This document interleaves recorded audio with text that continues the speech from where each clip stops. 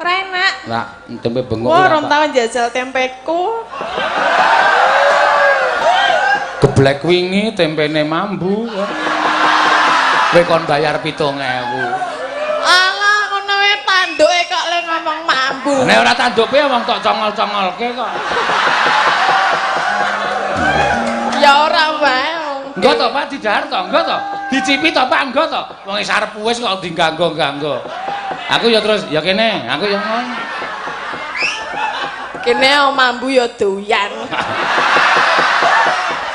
Tak omongi aja ngece dume mambu doyan. Sing jeneng tempe bosok kae mambune nek ora jangan ra nggo tempe bosok ra enak. Lah nggih enak ta mambu? Gonamu iki urung bosok. Semangit. Iya. Lah iya. Sing penting doyan rasa omong wae. Iki kok wis ben. Iya, Mbak Tatit.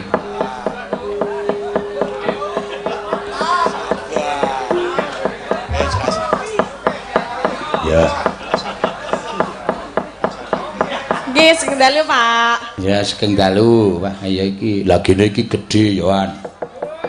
Ha iki soalnya gede-gede gombong. Oh. Dadi ora ana isine dadi ya rada enteng. Ya ora apa-apa ya, Mak. Nggih enten Pak isine. Ya ana ya semono kok ora ana isine iki, Ndur. Ya. Ayo kepareng ngaturake apa? Pamundutan pirang-pirang tin, milya. Nggih.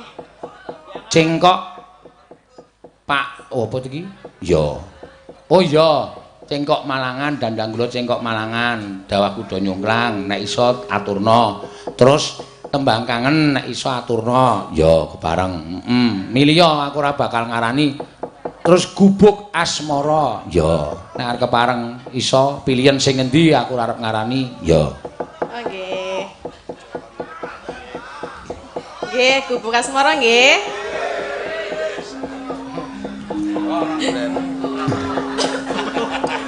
Watone tertib nggih.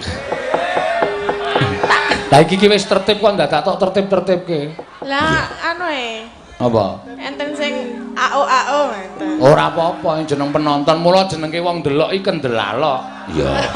Nek kon urunan angel nek alok kendel. Ha iya. Ngono ya. Asline ngono kuwi asline. Iya. Bener ya, Mak. Monggo. Nyingkar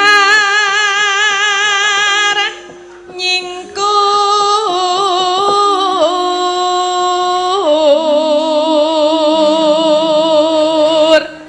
Neno wiwitane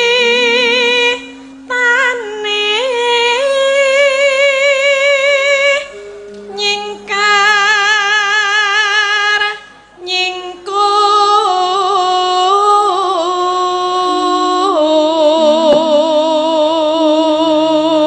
Wong pamirsa kae iki ora ngonekke kowe, kae iki mung do nyuwun lagu. Nggih. Wong wae. Anu jeneng tembang kangen wae, gubuk asmara wae. Heeh. Ak dhewe meneng wae santai, engko rak kae do gelut dhewe-dhewe. Kok do gelut dhewe-dhewe? Ah jejere njaluk tembang asmara, jejere njaluk gubuk asmara. Tembang kangen wae, gubuk asmara. Apik tembang kangen, apik kok wah kepecah kamu lho, wong. Oke. Ameng perkara gendeng engko rak ya tekan liwong tekan tembang asmara nganti geger. Yo. Nek nyuwun lagu mang serat mawon nggih to. Hah? Ditulis. Ditulis ya dadak nganggo dhuwit, ayo. Ayo ora nganggo ora apa-apa. Ora nganggo ya ora dikeki, ya ora ngapal karo kowe wae. Iya. Lingsem yen ke mutan.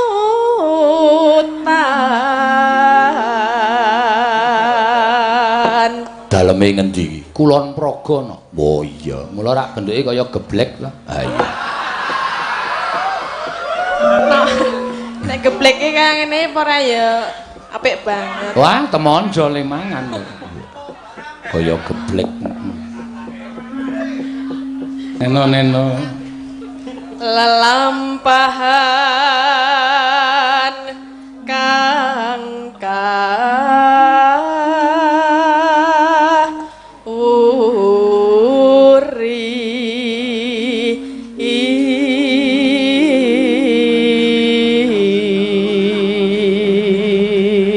Kulon Progo ya kondange geblek. Lah iya. Nggih kalih tempe bengok. Tempe bengok? Nggih. Napa? Ora enak. Lah, tempe bengok. Wah, rom tau njajal tempeku.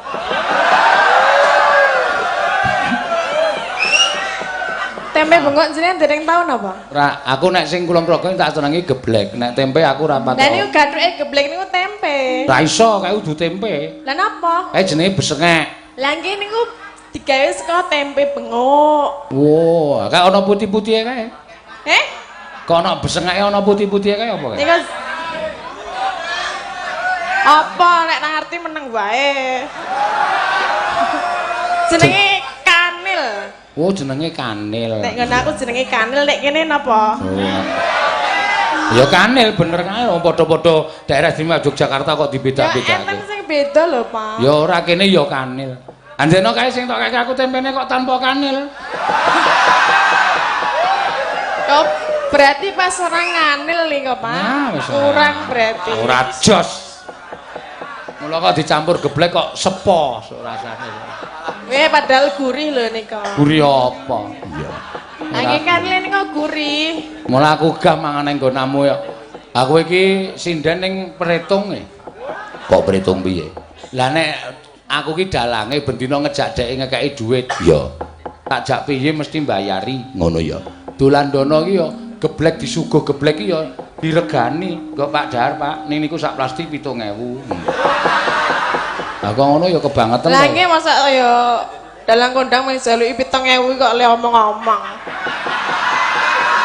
Lah 7.000 ya dhuwit e. 10.000 ora ana 7.000 ya mek kari 3.000 e. Lah saiki nek dalang payune mayut-mayuta nek meng keleng 7.000 rak ya ora apa-apa ta? Aku iki sinden kondang bendina mayang kok ya bendina nyinden kok ya nyuguh geblek kok dadak tok regani.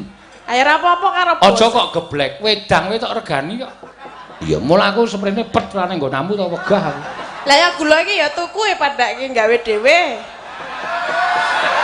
Ora wis, kowe iki arep nembang apa arep wani karo aku to kowe iki? Anjenan duit 7.000 kok dikelirke. Ya wis ben kok ya. Ben kapok kowe iso nek aku dolan men ora bayar. Iya. Dasare dalange pelit e ra umum. Geblek wingi tempene mambu. Kowe kon bayar 7.000. Alah ngono wae tanduke kok le ngomong mambu. Nek ora tanduk piye wong tok congol-congolke kok.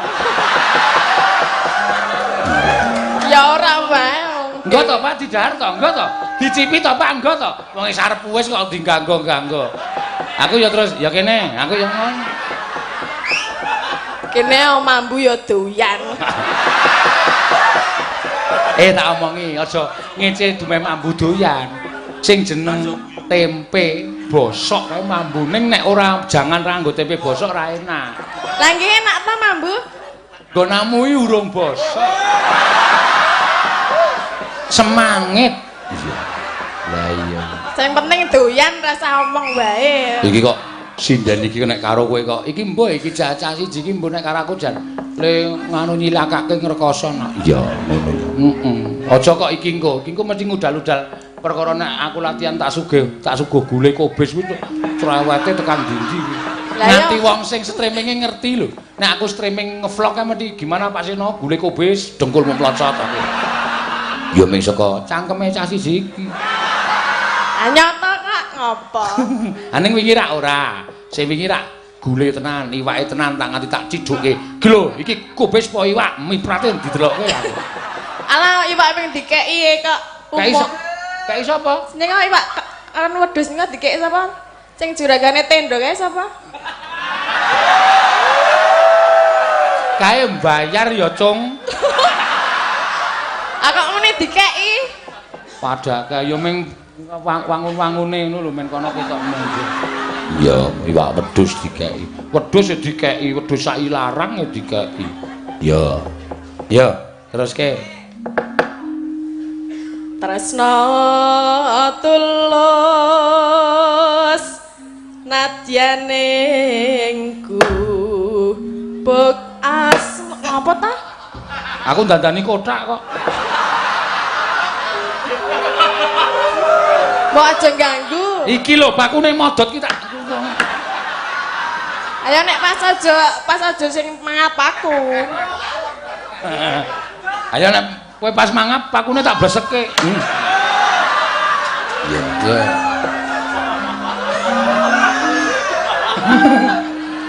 Nek niat dandan ya nang omah ora nang kene. Lah wong lim modot nang kene. Iki nek di keprak-keprek ngene iki kan nganu kene rada mendesak terus pakune sing kene iki modot tak tok kok kowe rewel. Mula ganti paku, pakune enek yang kena dinggo wae. Piye? Nek tak tanduki ra leren-leren ki ngono wis. Wis teruske wis, rasa gagas aku kowe nyanyi dhewe aku mayang dhewe wis. Lah apa? Ayo kowe cerewet wae kok ngomong. Kowe saiki nembang Gubuk Asmara, aku arep ngopo-ngopo sak karepku arep ndandani kotak sak karepku arep. Iya, arep dudukan sak karepku. Ning ya kuwi sesuk ra njaluk dit aku. Kok iso? Lah iya lah wong madeg dhewe-dhewe kok. Ya aku yang mau nyanyi. Lho. Lah iki nek kowe mau nyanyi tak aturke para lenggah. Pripun iki nek mboten purun nyanyi? Modar kowe ora bayaran ayo. Anek nyanyi sapa sing bayar? Lho, ayo sak karepmu. Oh, dalange. Kuwi kok ora positif ki piye to kuwi, Jon? Iya. Kok dadi maune ngewangi aku dadi ngewangi Tati. Oh, ya esuk dibayar. Ya. Gubuk Asmara ki nek nang kaset ki tuku 80 wae entuk Gubuk Asmara. Iya. Nah, selawe mawon. Sapa 20.000? Kowe. Kok nek kok 20.000 tenan do dituku. Ya kuwi. Iya. Tresna tulus. Nadyane Tak meneruske to. Ya ben kena ora rampung-rampung lho, diganggu terus. Aku ya gumun ket mau ora rampung-rampung. Ming sak Gubuk Asmara kok suwi lho. Lah omong wae. Ah iya. Karang apa-apa nek disambi omong suwe. Ya. Nadyanmu engku. Dalange jenis tenane. Mbok ben. Nek kok ngene iki sing ngerti piyai sepuh tak andani. Nek Ngerti napa? nah yo apa omongan kaya ngene iki sing iso nangkap ning piyai sepuh, wong sing wis umur. Ning nek mayang kok omong terus omong, "Wah iki kuwi sing cah cilik maune ra ngerti dadi ngerti." Oh, iki ngapa oh? Rasa tok jelaske to. Kok tangane dadak ngacung barang? Arep ngacung arep ora sak karepku to kowe kok. Kowe kok ngurusi pengacunganku. Lah aku weruh lho. Ayo wis tresna tulus mana ayo. Rasa anggo kuwi wae wis langsung wae. Langsung piye? Langsung lagu. Langsung lagu. Wah, senengane kok langsungan.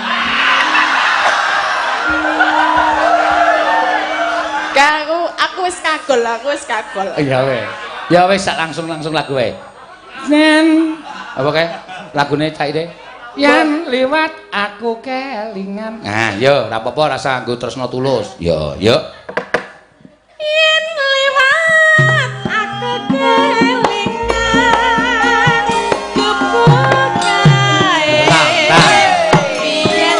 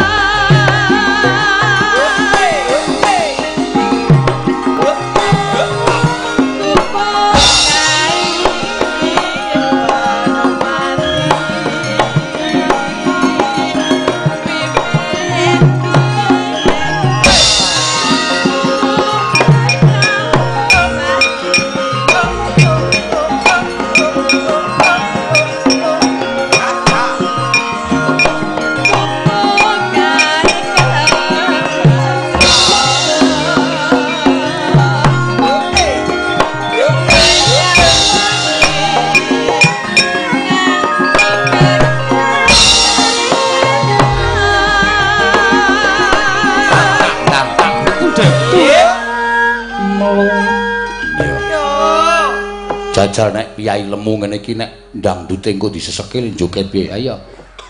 Tak dudang. No. Nen kurang terus gembrobyos kae. Iya. Nek carane tempe terus dirubung kanil. Ayo. Ya. Oh, sing bahas kanil wae. Ya, ben ayo. Ora wis tak bahas. Ya. Pok. Yuk. Ngapa wi pok. Suara kendang. Ngapa ya kowe? Masa suara kendang ngono? Nek kendang tak tungdang iki. Nek hawa adem kendangane iki mlempem tak omongi. Ya ora men kendang sing mlempem. Ah, kowe senengane ngono iki ta kowe. Kowe senengane ngono kuwi kok. Lah apa kerupuk ya mlempem lho. Nek hawane adem. Yo. Terus ke. Catatan sajroning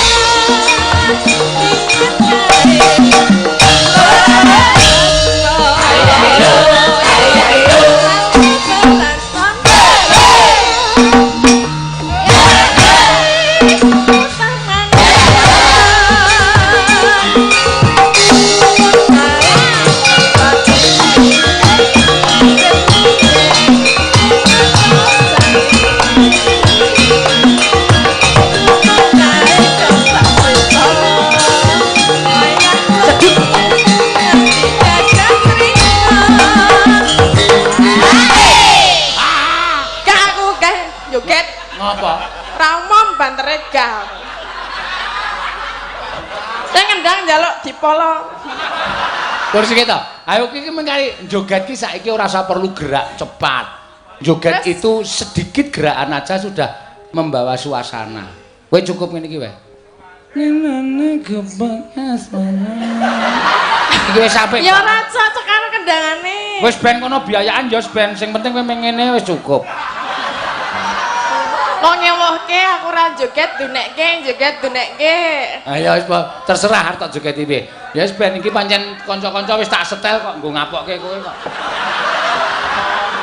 Aku mau wis ngangseni. Engko nek tiba ndandut seseke co. Siap.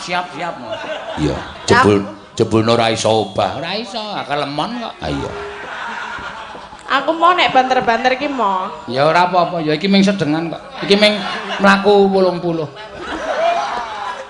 Sing ngendang ndase atos. Wi, aku iki karo pengiring kowe ngendas-daske kok. Ya ben wi Wahyu aku. Wi arep ngopo meneh kowe? Kang senan apa? Arep manteni aku. Ora usah dipateni sok mati dhewe. Iya. Aja dipateni dilangi tupe nggo dolanan. Iki dagelane Mbah Bardi. Ayo, mangga.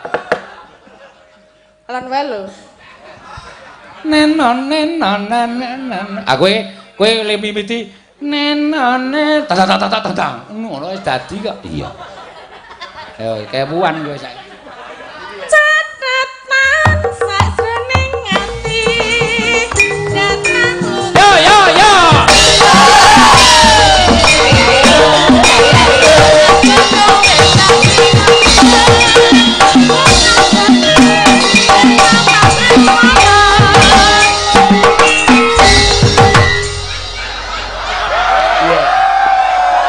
Dadi Tim. Wis kowe ora usah nesu. Kowe ora usah nesu, jebulno sing nabuh ya bingung. Bareng suwuk do mat-matan. Piye? Nono ning. Nono ning ning nono ning nang. Berarti sing ngatos ora ming ndase sing ngendang. Heeh. Dalange bareng. Iki mau wis penak alan-alan kok jenengan tok tok tok tok tok ngono. Pakune modho. Delok to pakune delok. Kowe ra entuk sembrono. Ora kok modat-modat iki kaya ngopo? Iki paku usuk e. Wis gak bali nang gone. Wis, oleh duit ta ora? Ra. Oh, pahit iki. Ora ana. Ya, iki ana wis engko nggo liwung saka Pak Dandim. Ya, engko sing jatah liwung entuk duit. Ha iya. 100. Ya nek sik nyanyi loro ya nyeket-nyeket. Ya. Sing monggo dibacang ya nak. Ya, iki mau kabeh sinden wis dijajali kabeh suarane ya. Mula awak dhewe saiki gendhe. Eneng sing nyuwun sesideman, eneng sing nyuwun tembang kangen lan sak piturute diaturake nok. Mbaka siji sindene diaturi tindak mengarep ya. Jumeneng. Yo Mbak Orisa. Monggo Mbak Orisa. Tindak ngajeng laturi nyakal dipurma. Mbak Orisa saking piyungan. Sugeng dalu ya. Wah. Lah iki mau Mbak Rido kok ora tok dawuhi ngadeg. Panggunge miring. Oh. Engko ndak doyong no. Ya, cukup sing cilik-cilik ngene iki. Kayana sing lemu-lemu nang pinggir engko ya kon ngadeg. Ah. Ayo Mbak Orisa nglakokke apa? Napa, Pak? Iki ana Pak pamundutan sesideman tembang kangen. Ya, tumantar HP iki mau diaturake. Ya. Sesideman. Ngono ya. Ya, sesideman diaturake. Slendro, ya. Ya. Neno wiwitane. Monggo. Wiwitane.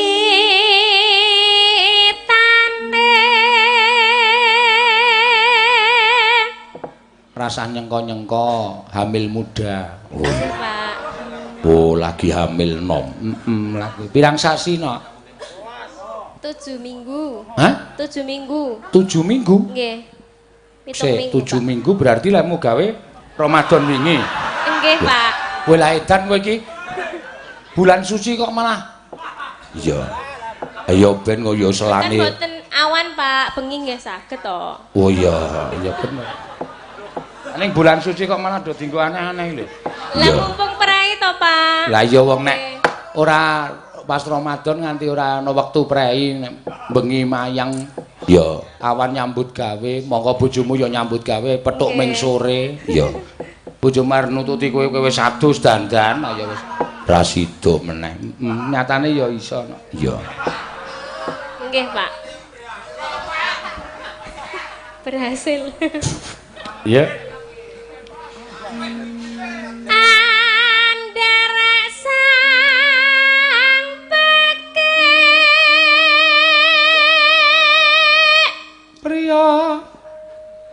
Priya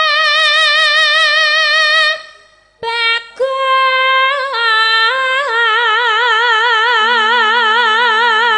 bakale pendak bengi tok jak prihatin bayimu wis. Nggih, Pak. Sune wedok dadi sinden, nek lanang dodol bensin. Lho. Anu badhe penabuh maksude ya. Jawurane ya dijangka supaya dadi seniman budayawan sing kondang kaloka. Ya amin ya jaluke ya ngono kuwi. Kang olah budaya.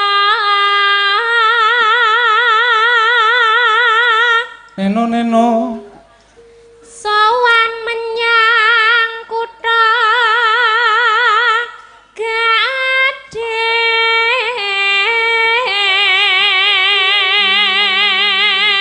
Lho iki Pak Dandim penyanyi Bapak Letkol Infanteri Nopi Laksamana Armantyo SH diganti Liwungna. Lah nek Liwung iso. Rasa kuwatir. Ya, engko diaturake. Bandara teras kayong-ayon Slendang kuning kang saking ukir.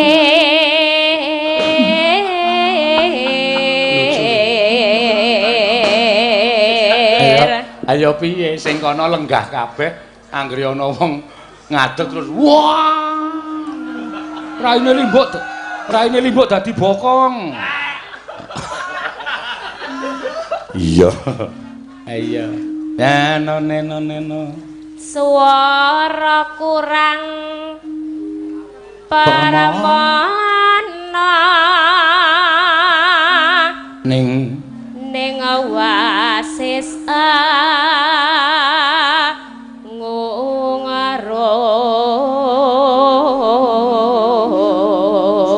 ya angungrum marang bendara angungrum marang bendara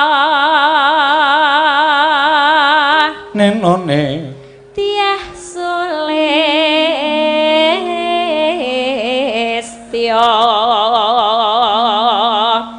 pijer ngincangake alis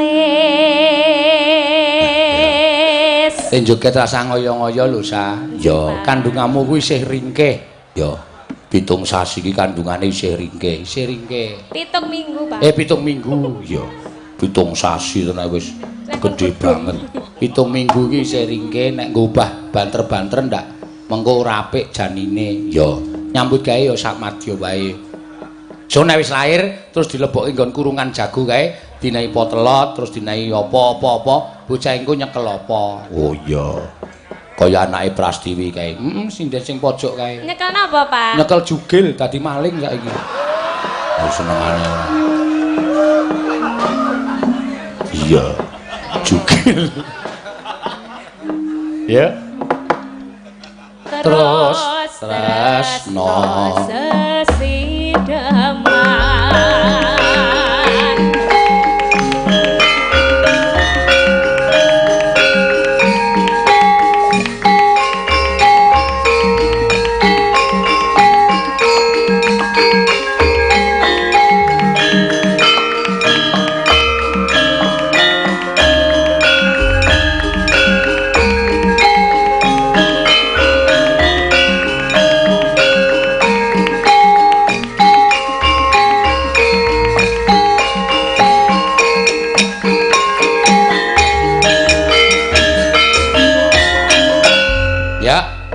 luwe becik monggo luwe becik patek ana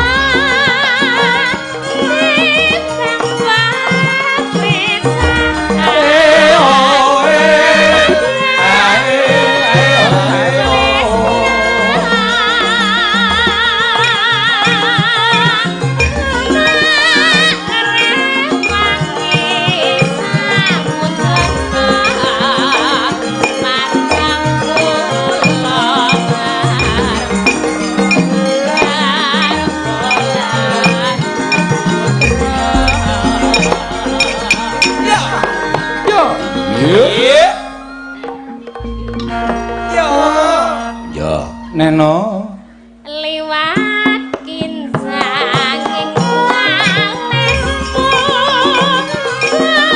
rasa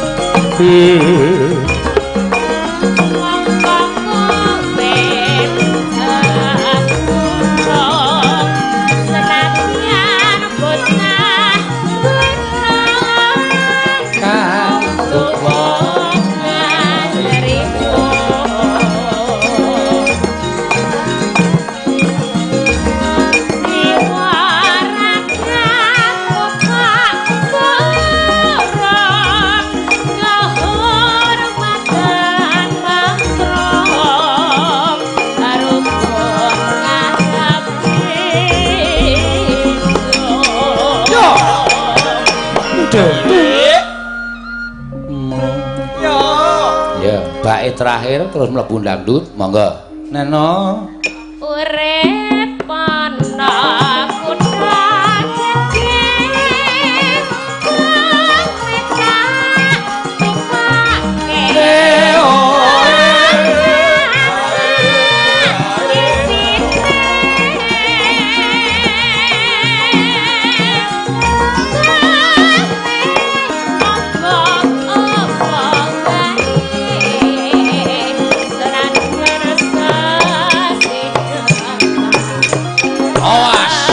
Kublak kutak kublak kutak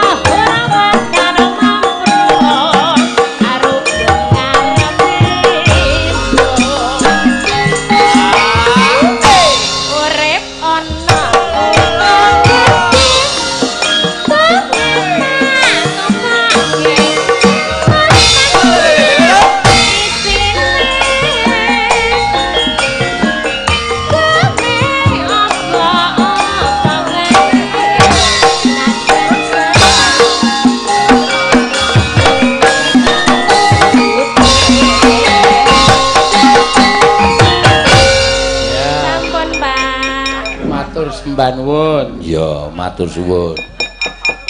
Mbak Orisa wis paring gungan. Ya, ngono ya, Mak. Iki mau ana pengumuman kagem warga Gunung Kidul no. Oh iya.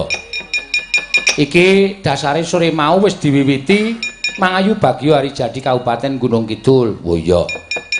Kegiatane akeh banget reyok jatilan, ketoprak, campur sari, wayang lan sak piturute. Ya. Sore mau wis diresmekke dimulai saka tanggal 18 Juni nganti 22 Juni ngalun-alun Gunung Kidul. Mula monggo piyai ploso kene arep kepareng nginggar-inggar penggalih mresani ning alun-alun Gunung Kidul. Lan sing menarik meneh, Gunung Kidul akan pecahkan rekor muri makan bakmi 5.500 porsi. Bakmi Jawa gratis pada hari Jumat tanggal 21 Juni 2019 mulai jam 19 waktu Indonesia bagian barat. Mengko bangun tanggul terus napa diborongke. Lah niku tegese entek-entekke dhuwit ning masyarakate supaya sayuk, sayek, saekokapti, tetunggalan manunggal ayo to. Iki apik dienggo dhewe, iki becik awake dhewe sing ngrasake. Mula ayo bareng-bareng padha dibangun. Nah ngoten niku karepe Bapak. Iya Petruk kuwi becik banget nggih. Ning kok Bapak niku paring pangandikan? Bapakmu paring pangandikan piye? Srana iki bisa lancar, srana iki bisa rancak. Kabeh para kawula sakarang kadempel bisa ngrasakake ayom ayem tentrem. Waton syarat sranane kaya sing nalika aku ngimpi kelakon, Truk. bapakmu ngimpi apa? Bapak niku ngimpi methik Sekar Jambu Dipa Nirmala kalih Pelem Pertangga Jiwa. Niku sing abot teng mriku niku. Bapak niku ngasta kondur wujudipun Sekar Jambu Dipa Nirmala kalih Sekar Pelem Pertangga Jiwa. Mongko Jambu Dipa Nirmala Pelem Pertangga Jiwa niku thukule ming neng Kayangan. Lah terus kula cancut, saiki gareng piye sing tuwa? Sagu munggah Kayangan ora? Gareng sambat nek awake lara kabeh. Nek kon munggah Kayangan mboten iso mergo Kayangan niku munggah gunung Himawat sing dhuwure ora karo-karuan. Dalane menggak-menggok lan sak piturute. Iya, nggih. Lah terus gandeng gareng ora gelem kula saguh. Ndilalah kok Bagong ya saguh. Ha to, Gong? Heeh. Arep kula karo Bagong walu tekan mriki ora bareng. Kowe metu ngendi to, Gong? Serungga. Oh. Kowe metu Parang Tritis mesti ngata, Tru? Heeh. Nilai losmen to kowe ora? Ora ya. Wah, kowe iki. Napak tilas.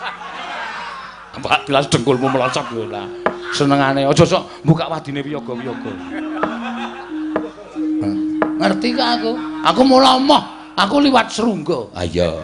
Arep mampir none Simbah malah gerah. Ya ora apa-apa.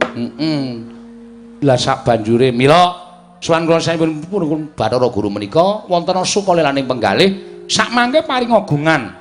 Keparenga sak mangke mandhapaken Sekar Pelem Pertangga Jiwa lan Sekar Jambu Dipa Nirmala menika kaparingna dhateng Petruk niku bapak sing nyuwun. Omongga Bathara Guru, omongga Si Manikmaya. Aku wis ora mapan ning Kayangan. Aku wis ikhlas dadi titah, aku wis ikhlas dadi menungsa lumrah. Nek nganti Bathara Guru kok ora menehke kembang Jambu Dipa Nirmala, kembang Pelem Pertangga Jiwa, aku sing arep munggah ning Kayangan. Bathara Guru njaluk tak walik mripate. Ngoten niku. Ya, Gong. Ora aku ora krungu kok. Ajar lho kowe. Ora ana kata-kata ngono ki ora ana. Kowe senengane nambah-nambahi ya, Tru. Wah, bapak iki wong sopan wadake ora ana kata-kata kaya ngono kok. Apa bapakmu ngendika kaya ngono? Jane mboten. Ini namung kula ki mawon supados suasanane rada tegang ngoten lho. Pripun? Dipun paringaken apa mboten? Nek diparingake dina niki ajeng kula boyong kalih Bagong, dene ora. Kula kaparingan Purbawasesa. Terus kene maju tak sebul mbun-bunamu. Nek wis tak sebul mbun-bunamu, kowe munggah ning Kayangan. Nek guru ora meneke kembang Jambu Dipa Nirmala, kembang Pelem Pertangga Jiwa, kowe ngamuka ning Kayangan. Ora ana sing iso menang karo kowe. Arep Manikmaya nggunakake cis Trisula, guntur geni guntur angin, ora bakal iso ngobong awakmu, ora bakal bisa tumama ning awakmu. Nah, nuwun sewu mula bengi niki kula rada gleleng. Lah niku wis disebul mbun-mbunan kula. Kula mboten ajeng pripun-pripun. Upama panjenengan ndawake guntur geni guntur angin, nek kula ora apa-apa, ning mang dawake Bagong. Bagong dereng disebul mbun-mbunane. Wah, Semari banci ndhe banci ladan. Ha iki kok sing dadi korban aku ngono. Kowe wis disangoni daya kawijayan karo bapak, aku blas e. Ha engko nek ditamani cis Trisula sing modar kowe. Modar ning kene. Aja kuwatir Bagong, wong mati ning Kayangan ki njujuk swarga. Wis. Wis truk kowe bali dhewe. Aku tak mati nang kene. Aku ngendikane Bathara Teka iki, hus. Anu Bathara Antarada iki nek mati nang Kayangan ki bakal munggah swarga. Wis kowe ning neraka tak idiak sirahmu. Lamit ya, Tru. Sing ngomong sapa wong mati ya didelok ala becike, nek ala ya nyemplung neraka, nek becik ya nyemplung swarga.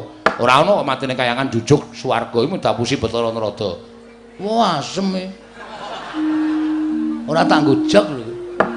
Agonge pancen trembelane kok kowe iki. Iki Bathara Antarada iki kami tuaning Kayangan kok dijagjok-jagjok. Ajak ora? Ayo ajak. Ajak ya wis. Ngono kok geger ora. Ngono Petruk. Nggih, nyun pangapunten. Namung sedela kemawon. Mangke menawi sampun paripurna dipun damel srana syarat Inggih menika wujudipun pambangunipun padukuhan Topa Desa Karangkadempel. Badhe kula konduraken upami dipun paringaken dhateng Bapak malah Bapak matur nuwun. Syukur kinarya pusaka wonten ing Karangkadempel Pukulun. Jaja muntap lir kinetap duka yayasinipe. Netra kocak mundarandir. Hidup nyomangolon caka wadanani rombaranang ing Kakang Rodo kados pundi Kakang? Landara dase tadi. Napa sing kula aturaken sekawit kala wau jebul wonten nyatanipun. Kula mun jatuh paduka Dipati Bathara Guru nek Pandhawa ora duwe niat apa-apa ya kiwa tengening Pandhawa serati ning Pandhawa. Lah dalah nyata. Petra sowan njaluk kembang Plempertangga Jiwa, kembang jambu dipun nirmala. Monggo Purbawasa nasta paduka Dipati Bathara Guru dipun paringaken menapa mboten? Nek ora diparingake ya kudu iso nundung Petruk nek diparingaken ya menika langkung sae jan nyatanipun ingkang mbetahaken menika Semar Badranaya Kakang Semar Nayantaka meniki kadang paduka sepuh piyambak. Inggih Kakang.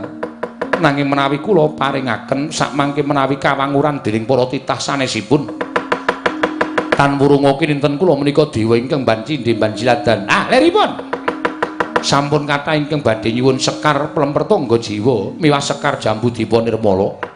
Mboten kula paringaken nanging sareng kula warga kula piyambak ingkang nyuwun tumunten kula paringaken. Menika mangke dados alok ing para titah ing mapan wonten ing Janaloka Kakang. Wis monggo. Ning kudu ngati-ati lho, Di.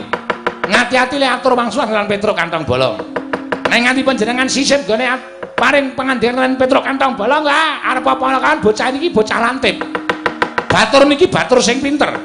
Mengko ndak kriwikan dadi grejekan geguyon dadi tangisan, ndak kayangan digo jak-jakan dening para panakawan.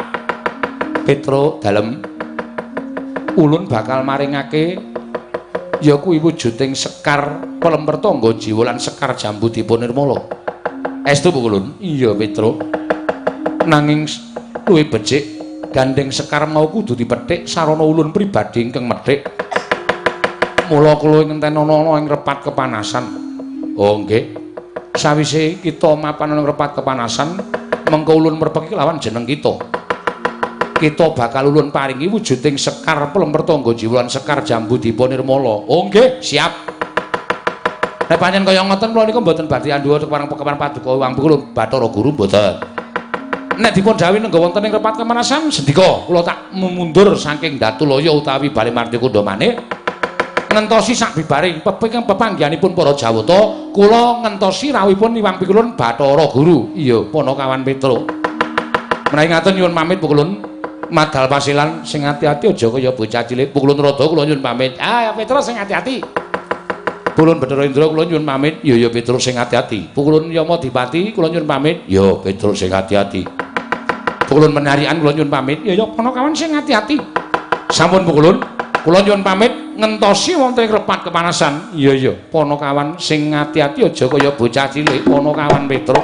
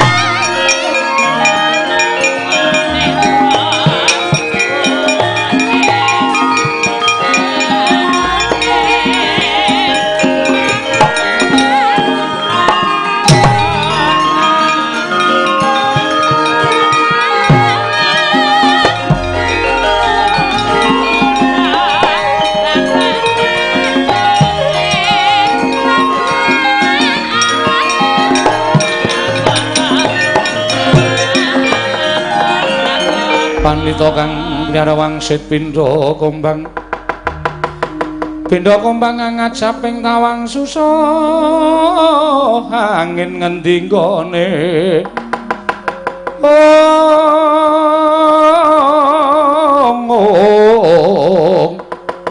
susu angin ngendi nggone oh Kakang Narada menawi Petruk sampun kersa mundur lah menika kok kadangipun Petruk Bagong tasih mogok-mogok wonten ing mriki kowe lah dalah iki bocah iki arep ngapa ya Bagong kita ki Petruk ki wis metu nang tempat pemanasan kok kowe kita durung metu ki piye metu kok dipeksa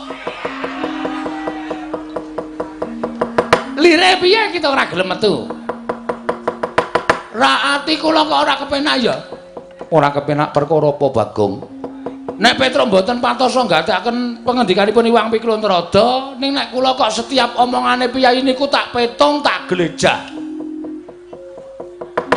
tak goleki iki lereke kata-katane iki nanti mengkono nggih lah terus panjenenganipun Iwang Adipukulun paring pangandikan niku kula bundeli teng ati kula jane nganten mawon luwih becik jujur mbangane sampeyan tumindak sing ora jujur mengke gawe gelo atine Petruk gawe gelo ati kula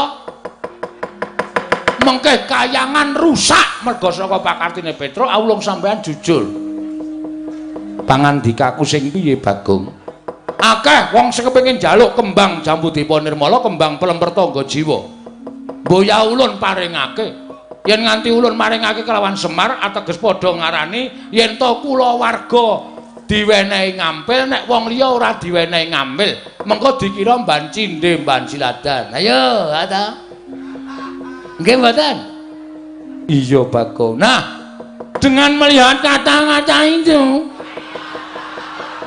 bocah iki omongane kok tekan kaya ngono ki piye ra kanthi niti priksa kalimat kaya ngoten niku kula nggadahi pemanggih lan kula saged menggaris ngandhapi ora tayah kowe menggaris ngandhapi ki apa menggaris bawahi kalimat panjenengan ateges panjenengan boten ajeng maringake wujuding kembang Pelempertangga Jiwa kalian kembang Jambudipa Nirmala nggih napa mboten Kakang Narada kados pundi ala dalah konangan karo genjik siji iki wah dalah Petruk ora iso gagapi pengendane adi guru lah kok malah Bagong sing iso nyurasa pengendane adi Pramanik ya dheweke ora trima lan ora gelem metu nang repat kepanasan das pundi Dik nggih kula piyambak bingung pun saniki ngaten kemawon kalah cacak menang cacak dipun blakaken kalian Bagong ngoten Kakang nggih monggo kula aturi blaka kita hus napa ya jenenge ulun kula aturi blaka kalian kita tetep kuwalik panjenenganipun pukulun kula aturi kita aduh kula aturi blaka kalian ulun sakarepmu Bagong nun blaka suta blak kotang terus terang waduh kata-katane kok kaya ngono to kata-katane piye aku mau blaka suta blak kotang terus terang ateneh genteong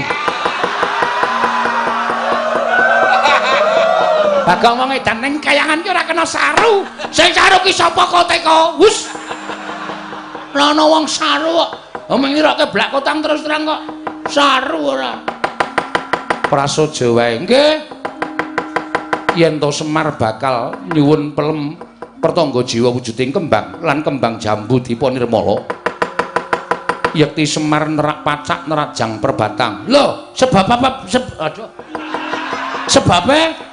sebabe Semar kuwi titah Semar kuwi titah jare Kakang panjenengan Kang Mas panjenengan Sang Hyang sapa mau Ismanto Ismaya heeh Ismaya iya lah padha karo Semar niku uripe nang donya ning jane statuse dheke wong KTP-ne wae kula delok status dewa ngoten niku ateges Semar niku dewa sampeyan aja terus beda-bedake Semar karo panjenengan dume panjenengan dadi dewa teng Kahyangan Suralaya dume panjenengan Semar uripe nang Ngadipada terus sampeyan beda-bedake derajate Semar karo sampeyan niku jenenge ora apik mongko sampeyan padha-padha putrane Modar aku. Coba. Ora denge kok dadak omongan ora. Ya anake sapa? Ayo anake bapakne.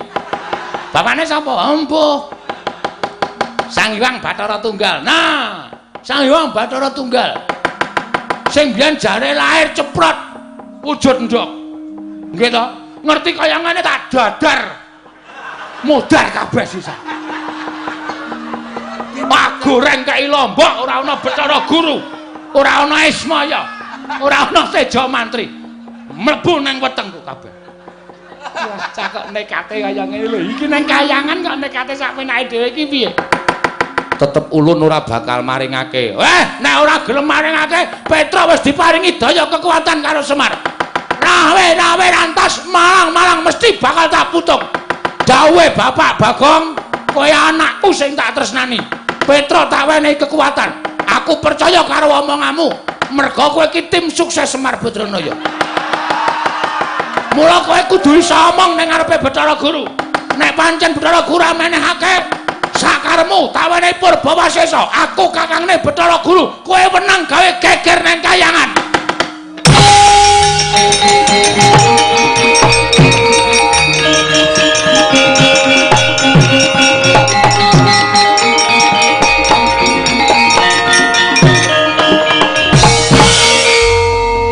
Mastu Nama Sidam Sekaring Bawara Langgeng ngilah ngawe gena Mastu Purnama Sidam.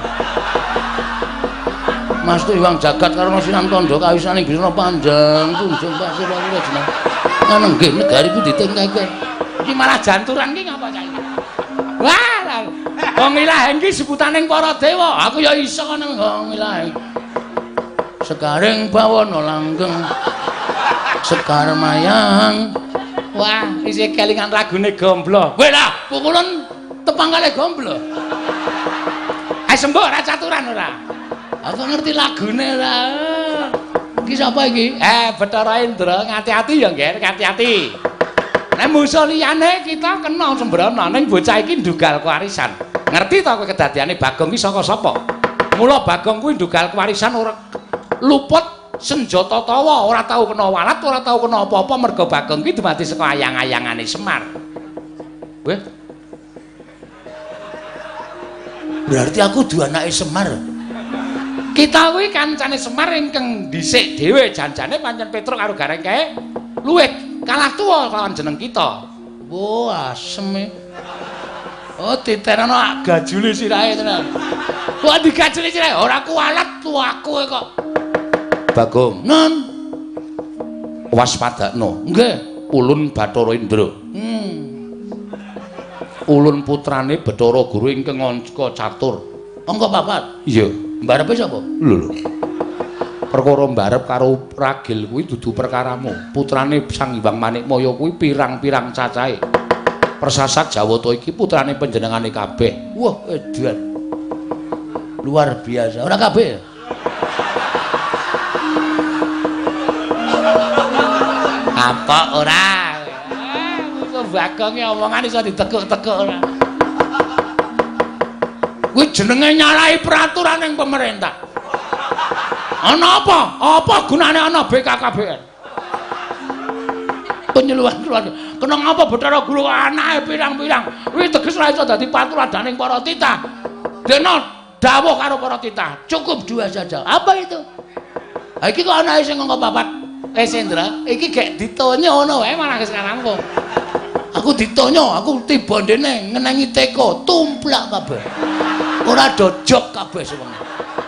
Wah, lah trondolo tenan iki. Sumuk malah aku.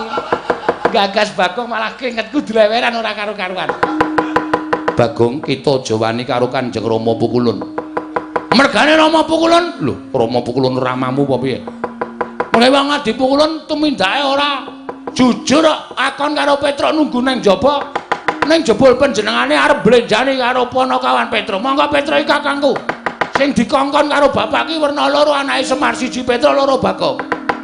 Nek Petruk ora dong kalimate utawa pengendikaning para dewa, Bagong sing iso glejah pengendikaning para dewa. Mula wektu dina iki kula njaluk keterangan sing gumathok. Nek ora dikekke Sekar Pelem Pertangga Jiwa, Sekar Jambu Dipa Nirmala, Lena pangendamu penek dhewe. Lho. Kardi penek dhewe, penek wae. Aku kulino nyolong kok. Nah, penek tak yok. Gogrok kabeh kembange. Aja ngawu gawan ngawur. Ya wis men. Yen kita wani kalian para dewa, tegese kita bakal cepak pati kita Bagong. Pancen kuwi sing tak gayo. Urip ngopo bentino mung bayar kreditan wae. Esuk 2000, awan 2000, sore 2000. Uripku ki wis rekoso. Ciduk kowe tak kredit kok. Lah ciduk kok dikredit iki bangetan lho. Ya men sak karepku. Sedeng rusak urung lunas ya wis ngrekoso malah uripe. Kita metu njaba tunggu ning repat kepanasan. Mboten. Kula tetep ajeng nyuwun keterangan. Diparinge napa mboten? Yen diparingke kayangan ayam ayan tentrem. Tentrem. Yen ora diparingke dening Wang Pikulun Manikmaya, kerubutan para dewa. Kowe lah bocah iki ya suarane kok ya sawenane. Ayo, sapa kene sing dadi senopati ning para Jawata? Yen perlu Yama dipati kon jabut nyawane. Bagong, urung jabut nyawa, teteki untune, jabuti untune. Sing kondange Wang Pikulun Bathara Brama, sing iso ngobong apa-apa, apa rumasamu aku ora gawe ember.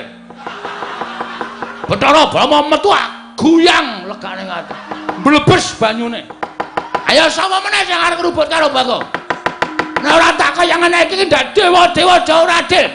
Bangane Semar munggah ning kayangan wong tuwek ketayalan luwung Bagong sing ora truma ning kayangan. Metu njaba ora metu ulun bopong ning njaba. Ayo kowe arep bopong aku piye kowe Bathara Brama?